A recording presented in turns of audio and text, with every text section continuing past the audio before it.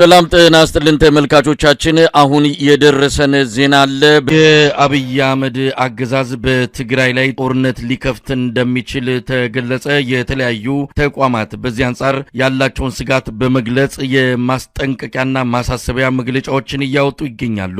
ህዝባዊ ወያኔ ሓርነት ትግራይ ህወሓት የአብይ አህመድ አገዛዝ በትግራይ ላይ ጦርነት ለመክፈት የመጨረሻውን ዝግጅት እያደረገ ነው ሲል መግለጫ አውጥቷል። ቅድሚያ ለሰብአዊ መብቶች ኢትዮጵያ የተባለው የሲቪል ማህበረሰብ ድርጅትም በፌደራል መንግስቱና በህወሓት መካከል ያለው መካረር ዳግም ወደ ጦርነት ያመራል የሚል ከፍተኛ ስጋት እንዳለው በመግለጽ ጉዳዩ በንግግርና በድርድር እንዲፈታ ጥሪ አቅርቧል። በትግራይ ጦርነት አንዣቧል በሚል በሺዎች የሚቆጠሩ ዜጎች ከትግራይ እየወጡ መሆናቸውም ተገልጿል። የአብይ አህመድ አገዛዝ በኤርትራ ላይም ጦርነት ለመክፈት እየተዘጋጀ ነው በማለት የኤርትራ መንግስት ሰሞኑን ለዓለም አቀፉ ማህበረሰብ ባቀረበው ጥሪ አስታውቋል። የኤርትራ የማስታወቂያ ሚኒስትር እንደገለጹት ከሆነ የአብይ አህመድ አገዛዝ በተሳሳተ ትርክት የኤርትራን ሉዓላዊነት ለመዳፈር ከፍተኛ ዝግጅት እያደረገ ነው። ዓለም አቀፉ ማህበረሰብ ይህንን አገዛዝ የምስራቅ አፍሪካን ቀጠናን ወደ ቀውስ ከመክተቱ በፊት እርምጃ እንዲወስዱ ጥሪ ማድረጋቸውም ተመልክቷል። በትግራይ ያለው ወቅታዊ ሁኔታ እጅግ አሳሳቢ እንደሆነ የተለያዩ ተቋማት በመግለጽ ላይ ይገኛሉ። የአብይ አህመድ አገዛዝ ጥቅምት 24 ሰሜን እዝ የተመታበትን 5ኛ ዓመት አስመልክቶ በተዘጋጀ የመታሰቢያ ዝግጅት ላይ አሁንም ቢሆን በቀጠናው ያለውን ሁኔታ ለመቆጣጠር በተጠንቀቅ ሰራዊቱ እንደሚገኝ ነው ኤታ ማጆር ሹሙ ፊልድ ማርሻል ብርሃኑ ጁላ ያሳወቁት። የትግራይ ያለው ሁኔታ ወደ ጦርነት ሊያመራ እንደሚችል ስጋቱ እየተገለጸ ባለበት በዚህ ወቅት ነው የአብይ አህመድ አገዛዝ በከፍተኛ ወጪ የጦር መሳሪያዎችን መግዛት የወታደራዊ አቅሙን እያጠናከረ የሚገኘው። የተለያዩ አካባቢዎች ላይ ከፍተኛ ድሎች መገኘታቸው ተገለጸ። በርካታ ወታደሮች ተማርከዋል። ከፍተኛ ቁጥር ያለው የጦር መሳሪያና ተተኳሾች በቁጥጥር ስር መደረጋቸውን ተሽከርካሪዎችም ጭምር በፋኖች እጅ መግባታቸውን ነው ያገኘነው መረጃ የሚያመለክተው። ከተሞች ነፃ ወጥተዋል። በአጠቃላይ በአገዛዙ ሰራዊት ላይ ከፍተኛ ኪሳራ ያደረሱ ጥቃቶች ናቸው የተፈጸሙት። የፋኖ ኃይሎች ወሳኝና ቁልፍ የሆነችውን የጋሸና ከተማ በቁጥጥራቸው ማስገባታቸው እየተገለጸ ነው። መረጃዎች እንደሚያመለክቱት ከባባድ ምሽጎች ተሰብረው ነው ፋኖዎች በአሁኑ ሰዓት የጋሸናን ከተማ በመክበብ ወሳኝ የተባሉ የከተማዋን ክፍሎች በእጃቸው ያስገቡት። ሌሎች በወሎ አካባቢ የሚገኙ ቦታዎችንም ፋኖዎች በእጃቸው እያስገቡ ነው። በትላንትናው ዕለት የኮንን ከተማ መቆጣጠራቸው ይታወሳል። በሌላ በኩል ወልዲያ ተከባለች። ከቆቦ እስከ ወልዲያ ባለው መስመር የአብይ አህመድ ሰራዊት ሙሉ ለሙሉ ተጠራርጎ መውጣቱ ገልጿል። የአማራ ፋኖ ሰሜን ወሎን ከአገዛዙ የፖለቲካና ወታደራዊ መዋቅር ለማጽዳት ሰፊ የማጥቃት እንቅስቃሴ እያደረገ መሆኑን የደረሰ መረጃ ያመለክታል። ከቆቦ እስከ ወልዲያ የሚገኙት አካባቢዎች በፋኖ ቁጥጥር ስር ገብተዋል። እስከ ጋሸና ባለው መስመር የአብይ አህመድ ሰራዊት ይዞታውን እየለቀቀ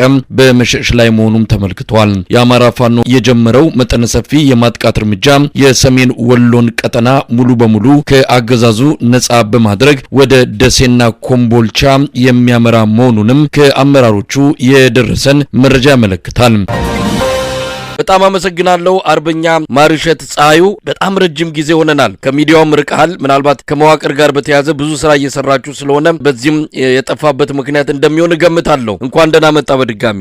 እንኳን ደህና ቆየኝ መሳይ። እንደምን አለህ? እንደምን ሰነበትክ? አመሰግናለሁ አርበኛ ማርሸት። ከየትኛው እንደምጀምር አላቅም። በእርግጥ ሰሞኑን እያደረጋችሁ ካላችሁት ህዝባዊ ውይይት ጋር በተያያዘ ያሉትን መረጃዎችና አጠቃላይ ስለዚህ ጉዳይ የእዛችሁን እንቅስቃሴ የተመለከተ መረጃ እንድታካፍለን ነው። ህዝባዊ ውይይት እያደረጋችሁ ያላችሁ በቅርቡም ሰልፍ አካሂዳችሁ ምን ያህል በአማራ ክልል ላይ የእናንተ የምትቆጣጠሩባቸው አካባቢዎች ስፋትና መጠናቸው የታየበት ነው። አሁንም ሰሞኑን በምታደርጓቸው ህዝባዊ ውይይቶች ይህንኑ ማረጋገጥ ተችሏል። እስቲ ስለ ህዝባዊ ውይይቱ ምንድን ነው ማለት የሚቻለው? ህዝባዊ ውይይቱ እንግዲህ መነሻ ያደረገው የአገዛዙን ሐሰተኛ ፕሮፓጋንዳና በመኖር አለመኖር መካከል ያስገባነውን አገዛዝ የመጨረሻ ጊዜ መቃብሩን ለማፋጠን እሱ እየሰራ ያለው ፕሮፓጋንዳ እውነት አለመሆኑና መሬት ላይ በአገዛዙ የሌለ መሆኑን ታንኮችና ድሮኖች ላይ ብቻ ያለ መሆኑን አገዛዙ ለማሳየት ከወራት በፊት እንደሚታወቀው በየከተሞችና በየቀበሌዎች ሰልፍ ጠርተን በሚሊዮን የሚቆጠር የአማራ ህዝብ ለፋኖ ያለውን ድጋፍ ለአገዛዙ ያለውን ጥላቻና አገዛዙን አምሮ እንደሚታገለው ሰንደቅ ዓላማውን በመያዝ በደማቅ ሁኔታ በጥሩምባ ወጥቶ ድጋፉን አሳይቶናል። ሁለተኛው ምዕራፍ የቀጠለው የህዝብ ውይይት እኛ ሰልፍ ካደረግን በኋላ አገዛዙ ራሱ ካውንተር ሰልፍ ለማድረግ በየከተሞች ሞክሮ ባህር ዳርን ጨምሮ በሌሎች የዞን ከተሞች ጭምር ሞክሮ አልተሳካለትም። ህዝቡ ሙሉ በሙሉ ከኛ ጋር መሆኑን በድጋሜ ለማረጋገጥ ማህበረሰባዊ ውይይት እንደሚያስፈልግ አፋብን አምኖበት የገባበት ስራ ነውና በዚህም በ3 እና በ4 ቀን መድረኮች ውስጥ በአጠቃላይ በክልሉ በተቆራናቸው ቀጠና ከ150 ሺህ በላይ የሚሆን አርሶ አደር በንቅናቄ መድረኩ ተሳታፊ እንዲሆን በማድረግ ለትግሉና ለህልውና ተጋድሎ ያለውን ክብር ያለውን አጠቃላይ ድጋፍና ንቅናቄ ነው የተካሄደው። ስለዚህ አገዛዙ በሚዲያ የሚለፈውን የሚራገመውን የሚሳደበውን ጠቅላላ ፖለቲካዊ እንቅስቃሴ ያከሸፈና ህዝቡም ሆነ መልካም ምድሩ ከነክብሩ የፋኖ መሆኑን ያሳየንበት መድረክ ነው። ህዝቡ በማንኛውም በወታደራዊ እንቅስቃሴ በማንኛውም ፖለቲካዊ ተሳትፎ በሎጂስቲክ በማቀበል ከመረጃ ቅብብሎች ጀምሮ በደንብ ሞቢላይዝ መሆን እንዳለበትና የመጨረሻ ያገዛዙን ስርዓተ ቀብር መፈጸም እንዳለብን እና የተሻለ ህዝባዊ ቅስቀሳ ተደርጎ በሚሊዮን የሚቆጠር ሰራዊት ተሰልፎ ህዝባዊ ማዕበል ተነስቶ የአብይ አህመድን አገዛዝ መዋጥ እንደሚያስፈልግ ከህዝቡ ሙሉ በሙሉ በሚባል ደረጃ በየአካባቢው ከተደረጉ ስብሰባዎች መገንዘብ ችለናል። ሁለተኛ ያገዛዙ ተልዕኮ ተቀብለው የነበሩ ሰርጎ ገቦች በየሚዲያዎች እየወጡ የሚለፏቸው ሐሰተኛ ፕሮፓጋንዳዎች መሬት ላይ የሌሉ የውሸት ሐሳቦች እንደሆኑ ጭምር ህዝቡ በተግባር አረጋግጧል። በአጠቃላይ በርከት ያለ ወታደራዊና ፖለቲካዊ ግብ ተገኝቶበታል ስብሰባው። መሳይ አርበኛ ማርሸት ይሄ ህዝባዊ ስብሰባ በተለያዩ የማህበረሰብ ክፍሎች ነው ያካሄዳችሁት። ወጣቶች ለብቻ ያደረጉት፣ አርሶ አደሮች እንደዚሁም የተለያዩ ማህበረሰብ ክፍሎችን በተናጠልና በጋራ አነጋግራችኋልና ግቡ ምንድነው? በመጨረሻም ከዚህ ምን እናሳካለን ብላችሁ ነው የጀመራችሁት? አሁን ያለንበት ስቴጅ ሞቢላይዜሽን ስቴጅ ላይ ነው። ህዝባችን በሁለንተናዊ መልኩ ሞቢላይዝ ፈዘዘ የሚመስለው ህዝባዊ ትግል መልሶ እያንሰራራ ከገጠር ወደ ከተማ ወደ ትልቅ ከተሞች የሚደረገው ወታደራዊ እንቅስቃሴና ህዝባዊ እንቅስቃሴ በአዲስ መንገድ እየተጧጧፈ እና እየተፈፋመ በህዝባዊ ማዕበል የፈለግነውን አይነት ወታደራዊ እንቅስቃሴ የምናደርግበት መልካም ጅምር ነው አሁን ያለው። ይሄ ላገዛዙ ከፍተኛ የሆነ የራስ ምታትና የቤት ስራ ሆኖታል። ምናልባት በታንኮችና በድሮኖች የተደበቀው አገዛዝ ለመጨረሻ ጊዜ ከአማራ ህዝብና ከኢትዮጵያ ህዝብ ጫንቃ ላይ የሚወርድበት የመጨረሻ ጥሪ ነው አሁን ያለውና ይሄ ሞቢላይዜሽን እንቅስቃሴ ከሰላማዊ ሰልፍ ወደ አዳራሽ ስብሰባ፣ ከአዳራሽ ስብሰባ ደግሞ ከአጠቃላይ ከህዝባዊ ስብሰባ ወደ ወጣቶች ንቅናቄ ደግሞ ተቀይሮ በዚህ 2 ቀን ውስጥ ደግሞ ለወጣቶች ብቻ በልዩ ሁኔታ የተዘጋጁ መድረኮች በመቶ ሺዎች የሚቆጠሩ ወጣቶች እየተሳተፉበት በየአካባቢው ምናልባት የፎቶና የቪዲዮ ማስረጃ ማቅረብ ይቻላል። ለስልጠናና ለማንኛውም ወታደራዊ ግዳጅ ከፋኖ ጎን ተሰልፈው ፋኖን ተቀላቅለው መታገል እንደሚፈልጉና ሙሉ አቅሙና ፍላጎቱ እንዳላቸው ያረጋገጡበት የወጣቶች ንቅናቄ ጭምር የተካሄደው በአጠቃላይ ማህበረሰባዊ የሆኑ ሁለንተናዊ የኃይልና ወታደራዊና ፖለቲካዊ ድጋፍ የሚገኝበትንና ኃይል የምንገነባበትን ፖለቲካዊ አቅም የምንፈጥርበትን መድረክ ነው እየፈጠርን ያለ ነው። በዚህ ስብሰባም እየተገኘ ያለው ውጤት ይሄ ነው። አርበኛ ማርሸት እንግዲህ ሌላው ቀጠናው እየተካሄደ ያለው የህልውና ተጋድሎን የተመለከተ ነው። እንግዲህ የጊዜው አውደ ውጊያዎች ይካሄዳሉ። ምናልባት በመጠንና በስፋት ደረጃ ከዚህ ቀደም ከምታካሂዱት በምን ይለያል?